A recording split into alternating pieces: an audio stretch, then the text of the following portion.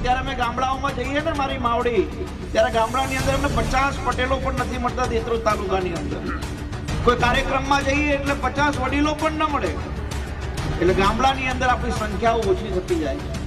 અને એ સંખ્યાઓ ઓછી થવાના કારણે માત્ર સામાજિક પરિબળમાં ઘટાડો નથી થયો, પણ સામાજિક પરિબળની સાથે સાથે રાજકીય પરિબળમાં પણ ઘટાડો થયો.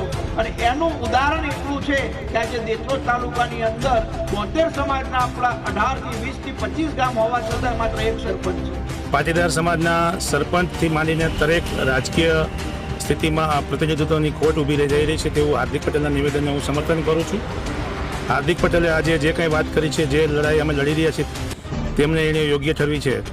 આજે પાટીદાર સમાજના શહેરીકરણમાં વસતા લોકો માટે ગામડામાં વસ્તી ઘટતા અને ખાસ કરીને અનામત નીતિના લીધે પાટીદાર સમાજના સરપંચો, તાલુકા પંચાયતના સદસ્યો અને જિલ્લા પંચાયતના સદસ્યોમાં ખૂબ જ મોટી ખોટ આવી છે.